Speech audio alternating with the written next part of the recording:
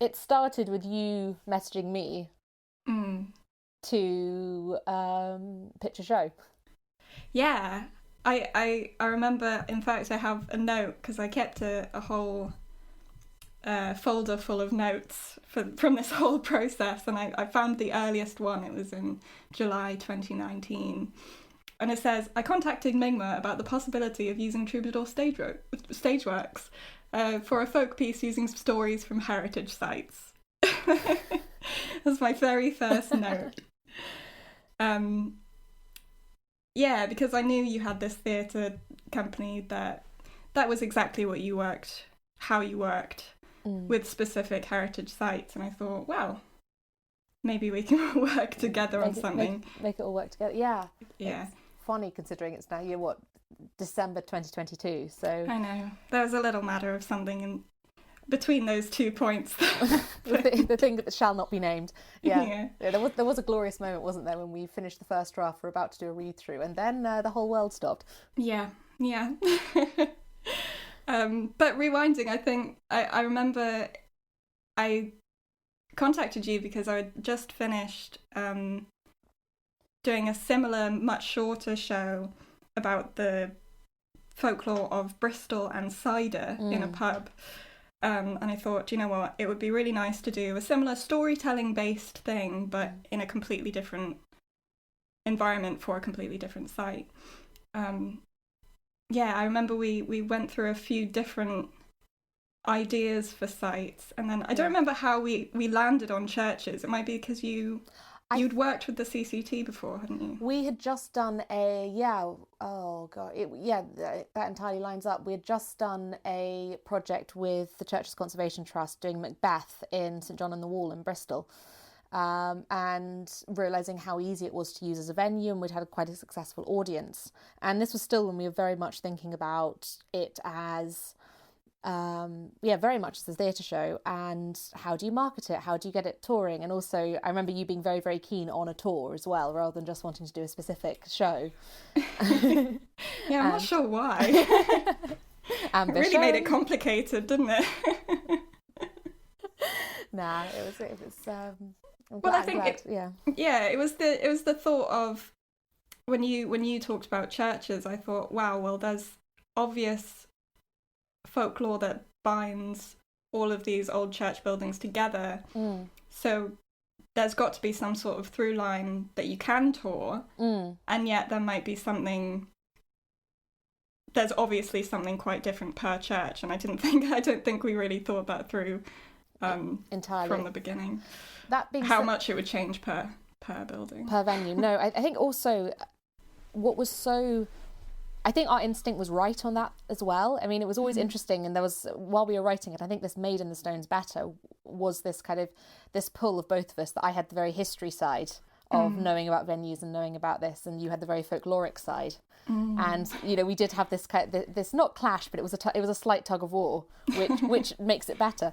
But I remember, I think that the instinct at the beginning of going, there's something here in terms of doing a show in a church and telling the story of those churches which people will respond to, and that has been kind of universal. Like every time we talk to a church about it, the response of delight and of there is something for us and something for the community, and so on that side, we were right. I think we chose well as a kind of muse, I suppose.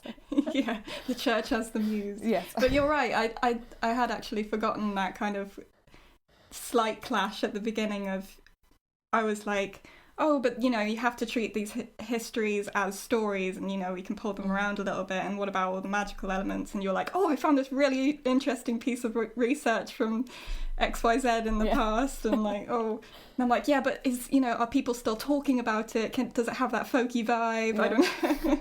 But people should talk about it, Sophie. What do you mean that this is irrelevant? But it worked, because it meant that, one didn't become too much of a dissertation, and and we kept the story and kept it alive. I think it's the thing which surprised us both. I had more of an inkling, again, because of history, than perhaps you did at the beginning, was just how secular the history of churches was as well, though. And that was that kind of telling the story of the Stones and of all these amazing kind of hilarious life that happened in churches, and it's only really modern in the modern day that they've become only the place for religion. Yeah, and I remember like a hesitation that I had when you first talked about churches was this, like, well, you know, we don't want to be making it too much about religious stories, and obviously there's a whole horde of stories that come out of, for example, Christianity, but we didn't really want to necessarily tell those. Yeah. And that's also something that people,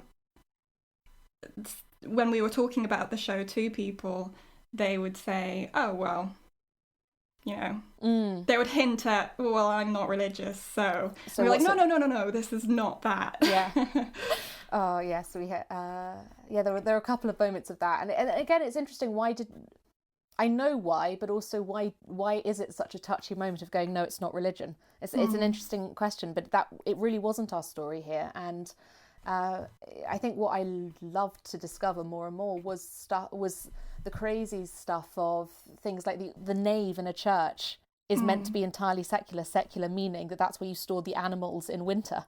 Because as their barn, where you'd have horse fairs in Salisbury Cathedral into the 1860s, where you'd have, you know, your politicians and your courts and your merry bands and your drinking parties, and, you know, all of this stuff. And it was it's the end of the church, which is the sacred side, and so that kind of side of story, which I was so keen, and I think you were as well, to remind people possibly. Yeah, definitely. And I remember when you. Was it you? Or maybe it was your dad, I don't know. Oh dear. But when it was revealed to me that the shape of the church was like a human life. Me, I'll claim. Yes. It was you. Yes. It was you. The shape of the church like a human life. And that's, you know, nothing at all to do with religion. It's about people, and it's about community, and the same arc that people go through. You know, the portal door, what is it? The portal, the entrance to the church, and the entrance to life at the font, the birth, and then marriage at the altar, the place beyond at the high altar at the very, very the high end. altar at the very end. In the grand churches. Yeah.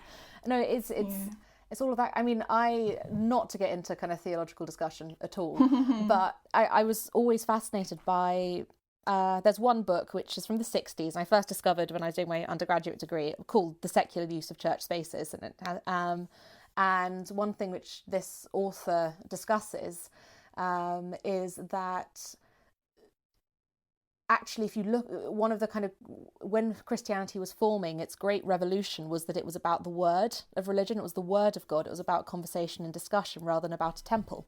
And so actually in the foundational text of Christianity, in a way, there is no place to worship an idol.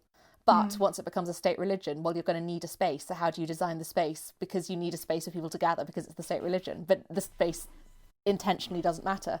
And that's one reason why the secular side is so important, is that because the idea is that you are serving the community, not that you are having a temple in which to worship.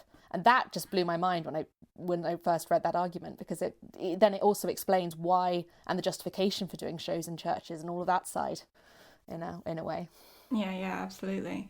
And I think that whole idea of the building as a community space, it blew my mind when we found that the building was built on already community pieces of land, already sacred land, where, for example, the yew tree was, and that was very well known for being protective of the dead, and this sort of already sacred place. Yeah.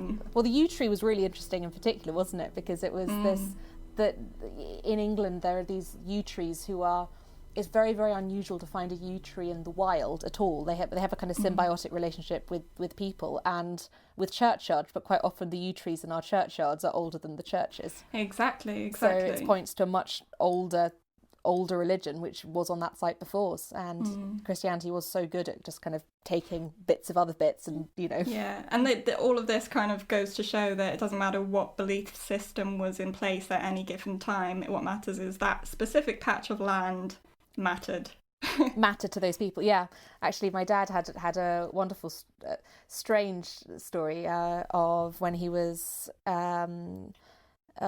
designing pews and was doing this for his carpentry business and furniture design. That after the 2008 floodings in kind of Tewkesbury, Gloucestershire, like the entirety of that area got flooded, and he went, "Oh, possible business opportunity for churches. Who knows? There might have been some flooding and people might want some more furniture." And he called up the diocese, and it turned out that out of the kind of whatever 2,000 churches in that area, only 2 had been flooded.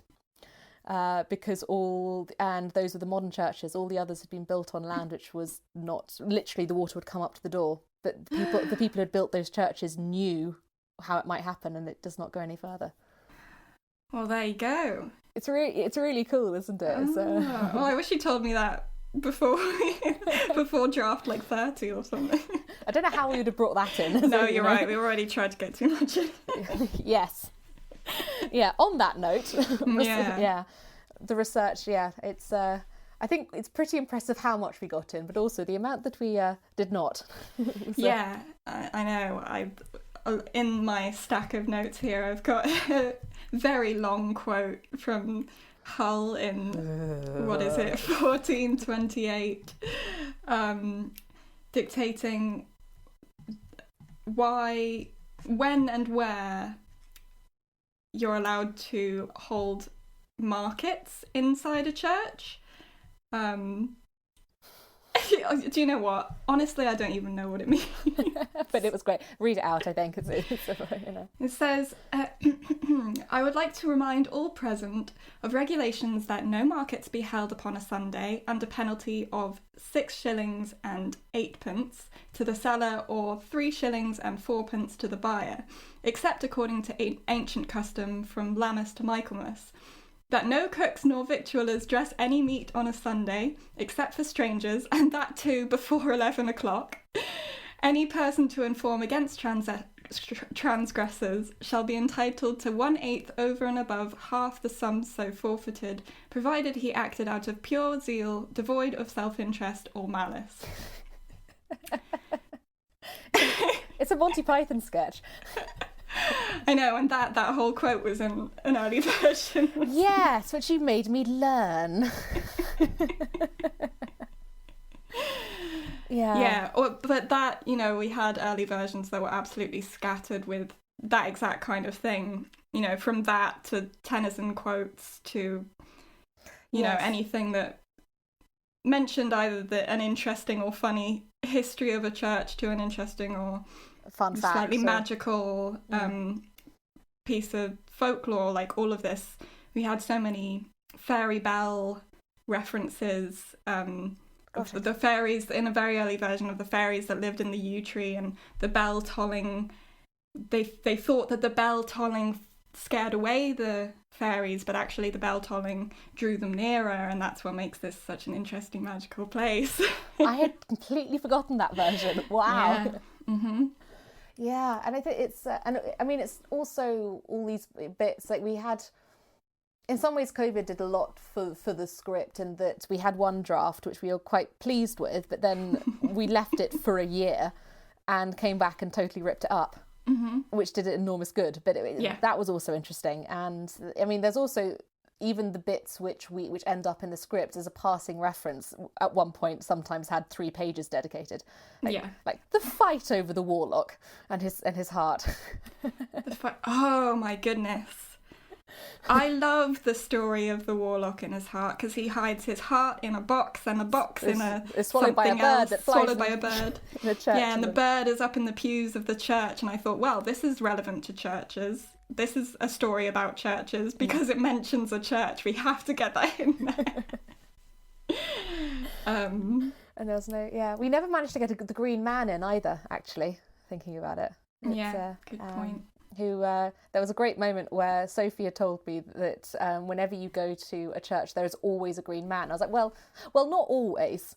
And I know, and then we went, and I said, yep, there it is. Yeah. I've yet to visit a church that I haven't found the Green Man in, but I'm willing to be proved wrong. Yeah, no. Well, I mean, I hope he is in every church. Yeah, I'm hoping not to be proved wrong. No. But... Yeah, it's a great one. We also had the whole thing of the portal knocker, which was 3 pages of madness. Absolutely. We had the portal door is the westward door. Yes. Door. So it's the big doors on the end of the long bit of a church. That typically is the formal entrance. And often you have this face that's also a knocker, you know, a lion or a gargoyle or something that also you use and you knock on the door with. And we characterised this face to be, my goodness, confused and a bit too fond of sexual puns. Yeah, being very honest. A lot of knockers references in there. Thankfully, we scrapped that. I think it was about 2 a.m. when that happened. Oh, I know what it was. It was that we were stressing about doing our first proper draft, and so we decided to turn on the Microsoft Word audio.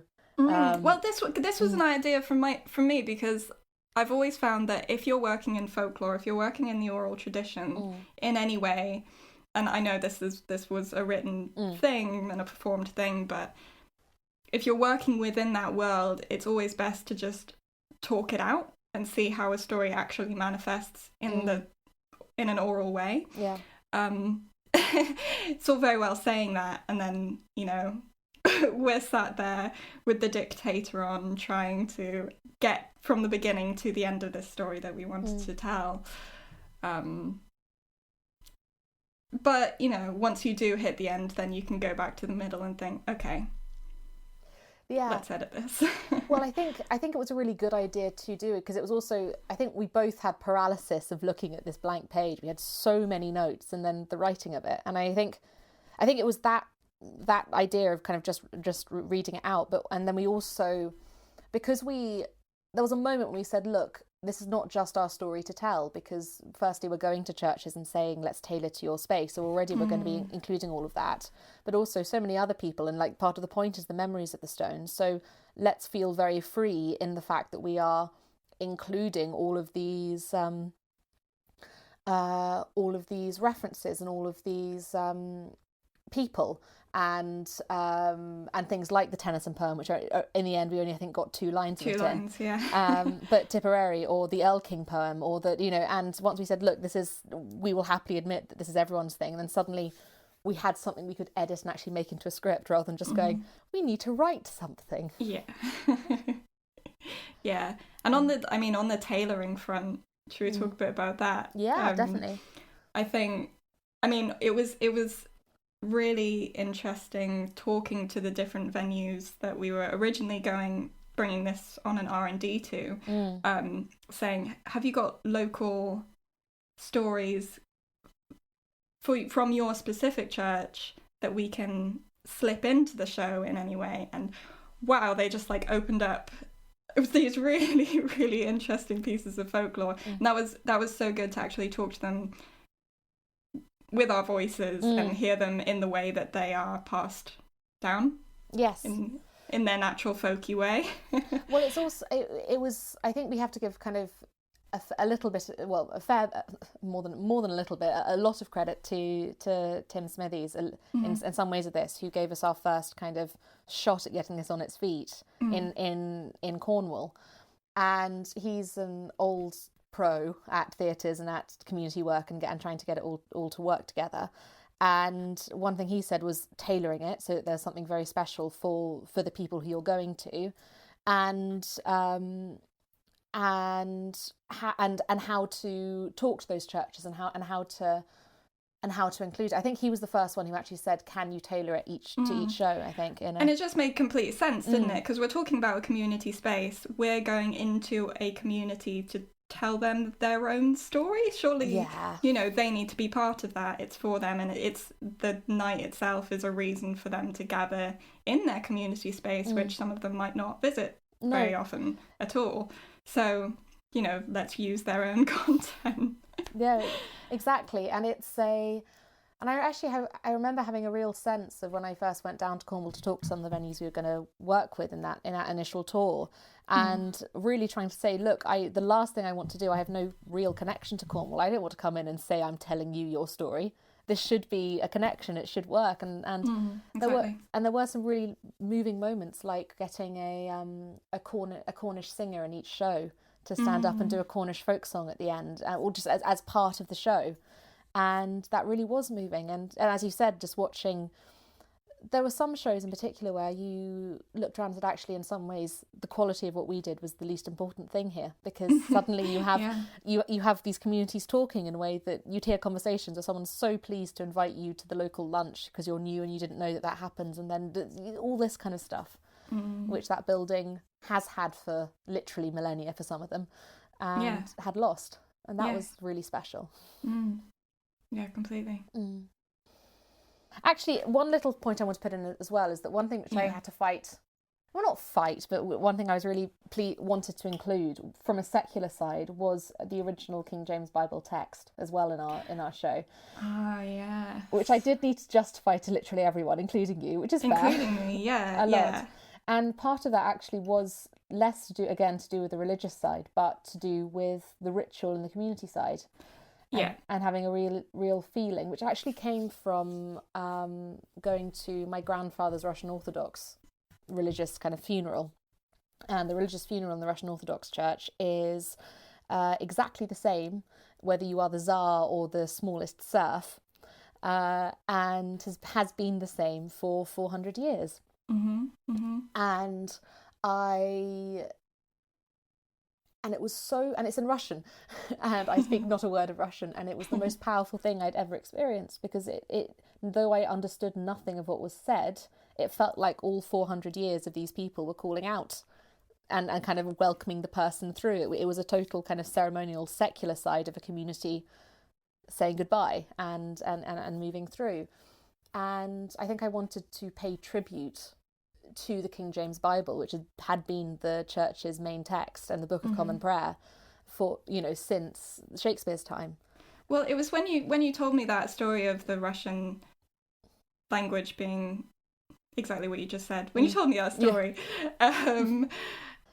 that was what switched it for me, and I thought actually that text is one of the closest, if not the closest thing that we in the English language have to that I can think of anyway. These are words that are repeated and repeated and repeated. And I mean, even in the very final version, we do call that a spell. Yeah, and that it invokes a kind of magic. Yeah, exactly. And that hit my folklore itch, because anything that's to do with repeating words and things being passed down in that kind of very ritualistic way is what we're getting at. Exactly. And I think it's also a real sense of, again, from the community side of this text, this was your kind of your reference point in conversation. So, for 400 years, people didn't have Harry Potter or didn't have Friends, which they all watched. They, went to church and each day heard exactly the same language. If you ever met a stranger, that would be the thing you quoted at each other, or would kind of go, hey, have you thought about this and how that could be like this? It's a bit funny like that, isn't it? There's such a community side, which and calling to that in the memories of the stones. Yeah, definitely. I mean, mentioning one thing that actually made it into the final version, should we talk about how difficult it was to find a final version and a spine for this story? That is, yes. So, do you have a rough idea of how many different versions of how we tried this? I stopped counting a long time ago. But really, I mean, I like to think of our process as a very small scale, concentrated version of how folk stories are told. So, you start with one thing that might, for example, in our case, be a story of churches told by a yew tree. And then many, many, many versions down the line, you find a completely different story that is telling the same bones, but has a completely different framing device, which we ended up on this Childe Rowland and Burd story. Well, but somewhere in the middle, you know, us discussing and changing these many, many different iterations was, I like to think, a very folky process. I totally agree. It was really folky. Do you want to talk about my 10-word challenges? Oh yeah, you said, Sophie, what is this story about? And I was like, oh well, you know, it's about this and blah blah blah blah blah blah. And you said, no, do it in 10 words, including the words this story is about. And that was very difficult. In fact, I'll try and find some early ones. This story is about reconnecting to the magic of the oldest space in our communities. I don't think that's much more than 10, but, you know. Nice. This story is about celebrating the accumulated myth bound up in shared space. This story is about uniting over shared space and shared stories. This story is about people coming together every time it seems like it's the end of the world. Ooh, interesting. Wow, okay. I know. This story is about the synthesis of nature with human nature, or I think that was a very early version. Yeah, that's definitely... Anyway, this whole task that you set was actually very, very helpful in that, well, firstly, to illuminate the fact that neither of us really knew what it was about. We just knew what we wanted to achieve with it, and actually that's a very different thing. It was that we knew there was something there that needed... worth saying. Well, yeah, but firstly, what that was, and secondly, how to make it into a half-decent story were two very different challenges, I think. Yeah, absolutely. Yeah, so what were our kind of old spines? We had a very early version it was based around mainly kind of death folklore and how people turned to the church at the hardest time of life, and it was, you know, all of these associations with death. In fact, a part of that ended up in the last one with one of the voices, the croak of raven, walk over a grave, and 3 black cars in a row, all of that. Yeah. Unlucky folklore. Yes.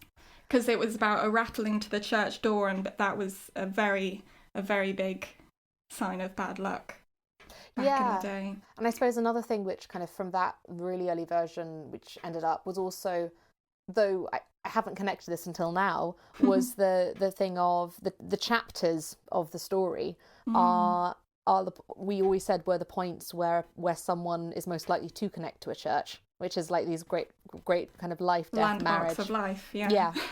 Exactly. Yeah, completely. And, you know, I am glad that we moved away from that just being death related and to be the... Yeah, that would have been a very different Tim Burton-y show, I think. Yeah, completely. Yeah, and then we had George and the Dragon was a much bigger part earlier as well. Yes, there was a whole scene about George refusing to fight, and about cowardice, and about... I can't remember where we were going with that, to be honest. Yeah, it was just about being brave for the community, really. And we went into that because often in stained glass, George and the Dragon is a very common scene to depict in church windows. And then we thought, do you know what? Actually, it's very much associated with England, but... Yeah. I think I remember us twisting ourselves in knots over liking all these really, really local stuff, but then going, but is this universal enough for a story? But do all churches have gargoyles? But do, you know... The moving thigh stone, which I absolutely loved. It was only called the thigh stone. It was just... Oh God, I forgot from some small church. No others, so it wasn't universal in the slightest, but it was this stone that kept coming out of the wall and going for a wander because Yeah. it just wanted to go and see the world or something. And then people kept putting it back and it kept moving again. A nice zany character for Disney in a kind of... Exactly. And then you kind of battered that one out. It was one of those ones where I did, sometimes I was definitely the bad guy with this. I was like, it is cool, but also it can't take 15 minutes of an hour-long show to be talking about. Absolutely. But I think one of the actual much more spiny stories that we were, framing devices that we were using was this idea of a lecture. Yes, there was. It was, there was the lecture idea, and there was also, and I can't remember whether they were both at the same time. Well, lecture and then using the lecture as the spine of telling stories. But there was also the three friends who turn up in a church. Yeah, and because it started on this point of, we're all gathering because we're in danger from something outside. But the danger itself was unknown, and that was the point, that it could be many other things, but they've gathered and they're going to tell stories for a while until the danger passes. And that itself was the framing device.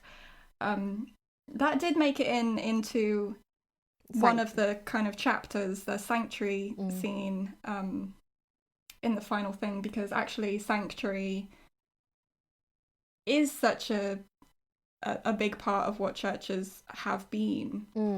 I mean, I still really liked that as a framing device, but do you remember why we didn't go for that? I can't remember why we didn't go for that. We also had, I think, we also had this framing device of a woman and kind of her family at one point, or of the kind of splitting through family and seeing stories that way, and like, and the different landmarks of life were from a different member of the family because they've been in the community for so long. Yeah, and I think there was always a feeling for both of us that the other side of things, time was different. That time did not happen linearly. All the memories could converge on those landmarks of life. So you would have like a Roman next to a 20th century person in a suit, and that was just the normal way that the world worked. And because I think one of the big difficulties was we kept on getting really excited about our framing device and knowing how we wanted it to work, and then it fell down at one point. It just couldn't quite. And because we weren't sure exactly what was inside, maybe. And I remember we were trying to list the smaller stories that we would kind of get in there. And one of these was Childe Rowland and Burd. It was always kind of top of the list of this was the funny thing, because things to include. Well, it was so funny because it was one which I had mentioned, Miss History, not Miss Folklore, in this writing relationship. But and it was one which I don't even remember where I first heard it. Like, it really was from childhood. And I remember this idea of going around the church widdershins, or the wrong way, and the King of Elfin snatching you. And I told you this ages and ages ago. And I think it was because I had never considered using a folktale as the spine. And it was you who then said, well, why doesn't that work? And it took me about half an hour to get on board of just like, I don't understand. Oh. I know, and I was saying, Mingma, we are telling a story. This is what this is. This is a storytelling show. Why don't we use a very obviously not real piece of history, but very obviously a story, and then infuse that with a bit more history, a bit more truth. Yeah, and I think it just was just not come across my bow at all. This idea of, but it is an oral tradition, as you know, is to kind of use the old characters to tell the story in it. Yeah, and I remember this kind of horrible hesitation the first few days we were writing it and going, that's fine, and it's working here and it's working there, and have we found it? Have we found the way to tell this story? I know, and it just, the whole Widdershins thing and the falling into fairyland or elfland or whichever version that you hear made so much sense when it came to this whole other side of things that we wanted to bring out, and the hidden, the what's in the stones question. Yeah. So as soon as he goes round, then immediately all of that can explode. I and we can also experience that. And I really, really remembered that we definitely had at least a 3-hour conversation about, no, we have to be really clear about what the mechanism is for him going into the other side of things. And it has to be clear and it has to be this way, because if not, no one's going to get it. It's not going to be logical. And then we chose to frame it with Childe Rowland and Burd and went, it just turns. He turns and it's fine, isn't it? He just turns. That's it. Yeah. You just go around Widdershams. There's nothing else to it. Yeah. Forget date time, unlocking spell, Yeah. I know, and because the main iteration of that story that we were following,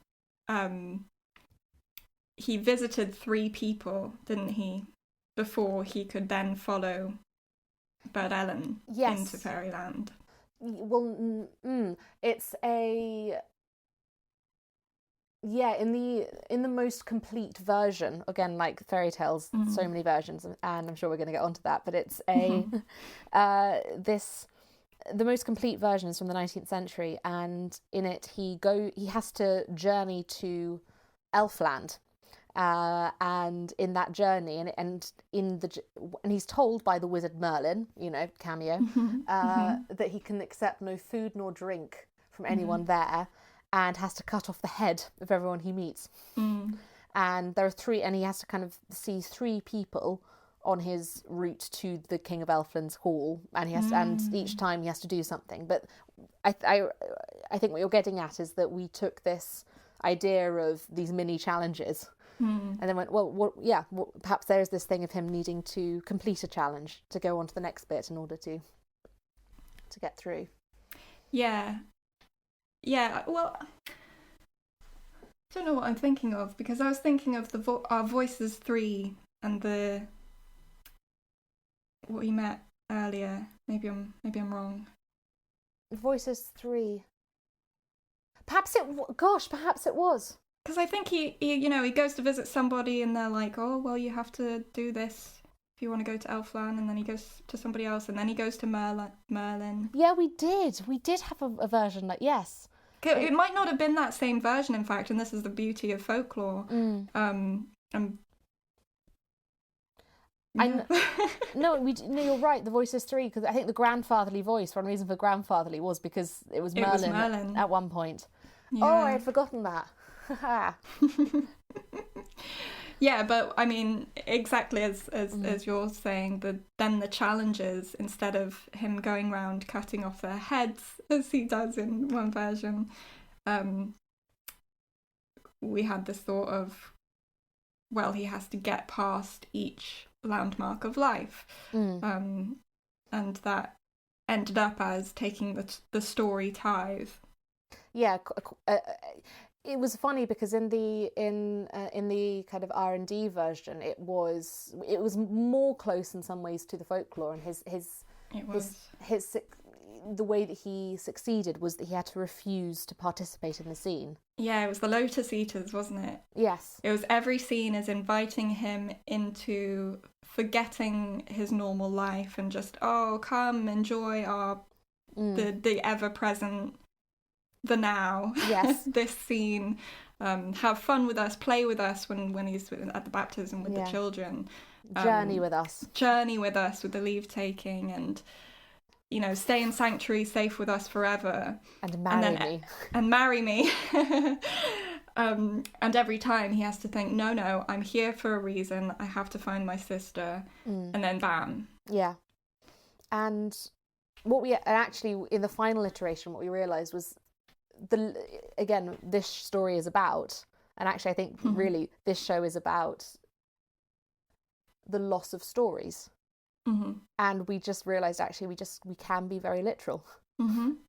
That is literally. You can collect the stories, and it can be a sad forgetting of stories that then are released into the world. And I mean, actually, when we landed on that final this show is about, it was actually a complete relief, because that's what we've been talking about the whole time. But we hadn't found the words for it before. Yeah, we were like, well, these stories matter. We were Burd Ellen, weren't we? They matter. We have to keep them safe and secure.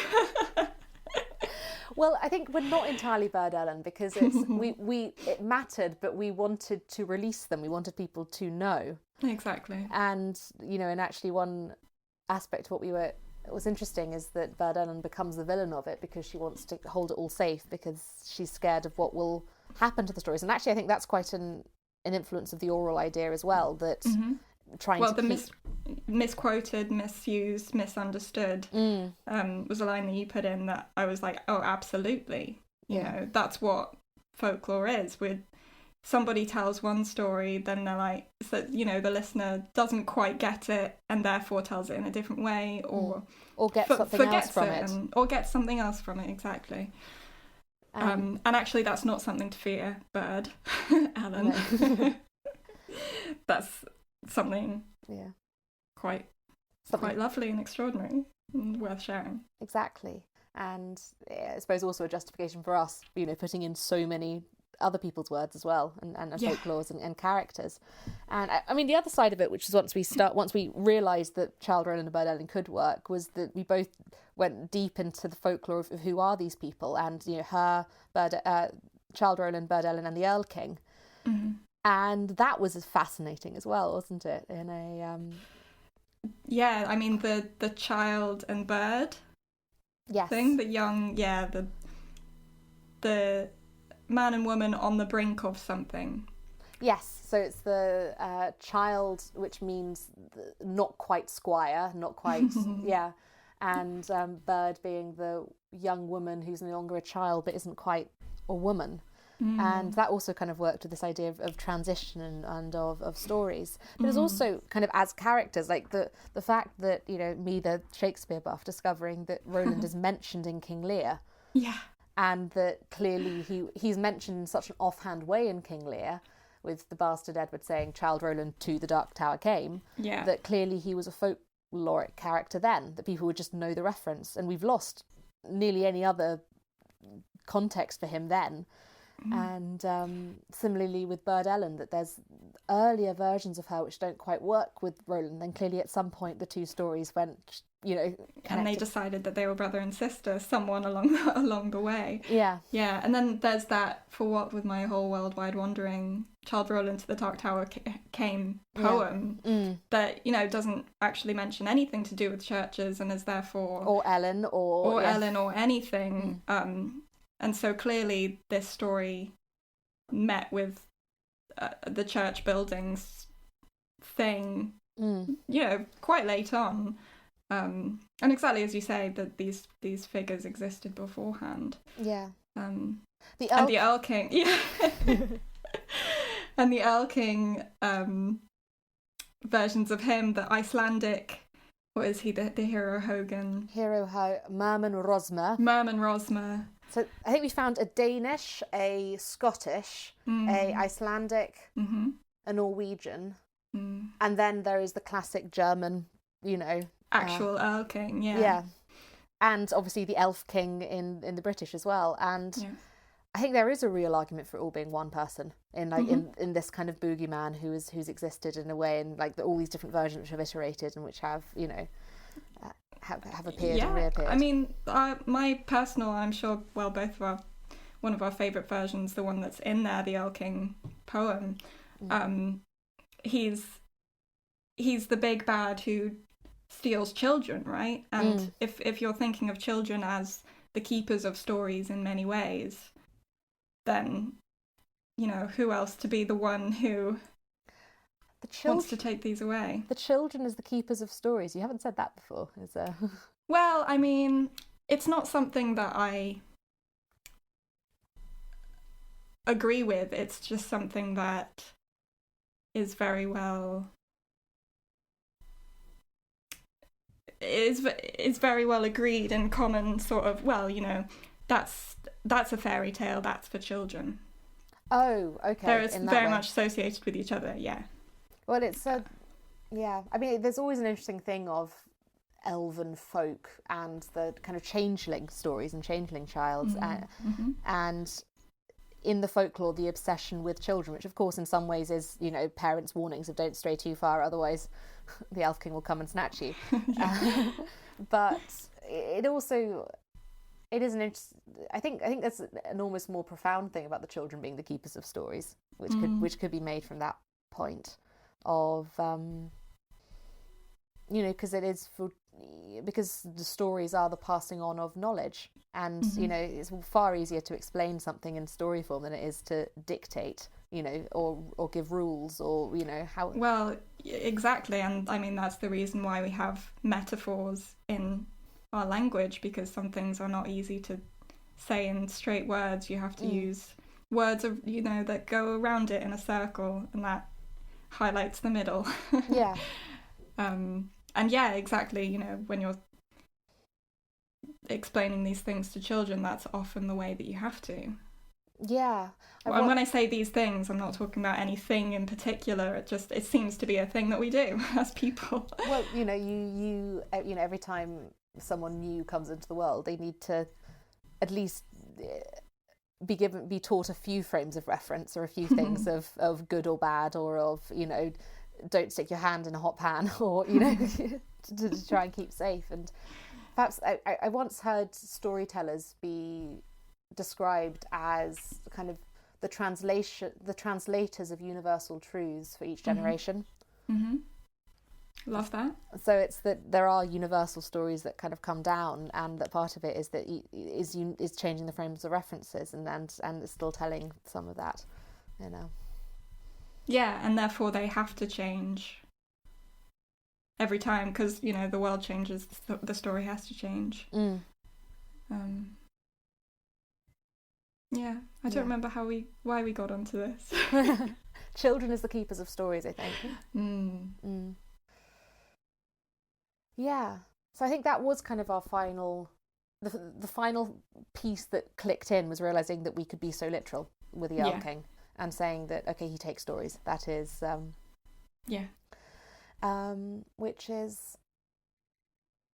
Which also gave Rowland an actual quest. He had things to do. Yeah. Was Rowland always so against stories? Do you remember? I think he was. He was always, he was the pernickety, actually, no, kind of character. Well, I suppose very logical, and I mean it's right in there with our introductions to them. I'm pretty sure he always was, and Ellen was always the more whimsical, Yeah. I think we also at one point, when the three friends kind of framing device, we always had one who was very into it and one who was going nah, and the yeah, this is true. And I'm remembering the three friends as one was a builder, one was a dancer or something, and one was something else, and they each approached this from a very from a very different perspective, as you say, but also in the end their profession and what made them themselves is what ended up being part of why the church exists.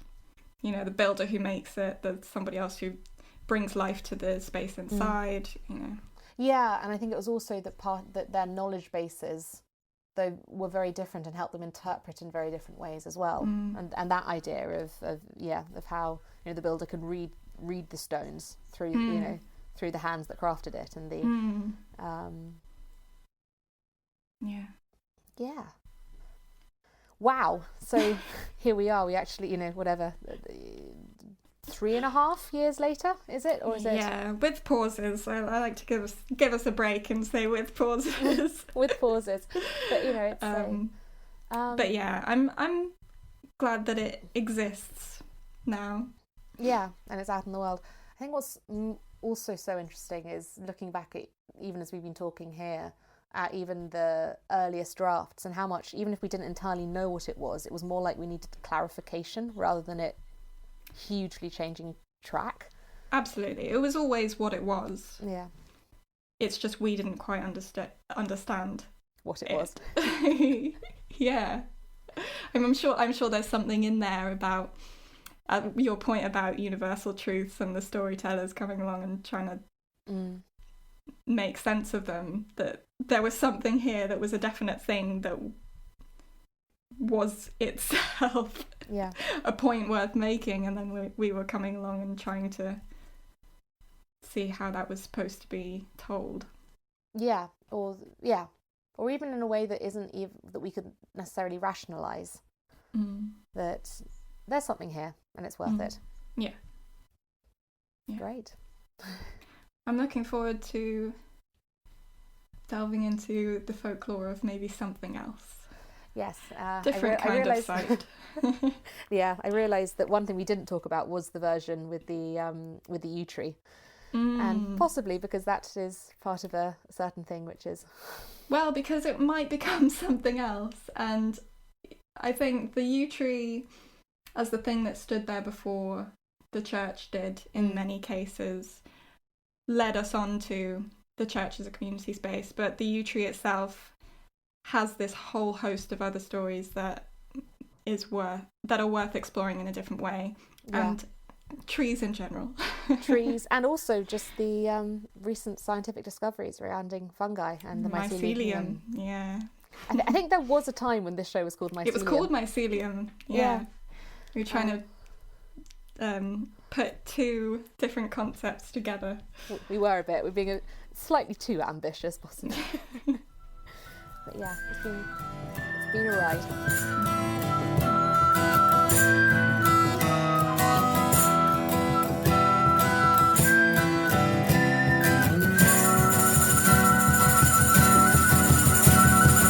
In fact, I think it is quite a shame that we didn't get other Bell folklore in there, because... Yes. We have other stories to We can do in the bells, in the ding-dongs. In the ding-dongs. I mean, to be fair, Sophie, we do literally have a song in this show called Ding Dong Bell. Oh, yeah. I know, but I want to talk about fairies.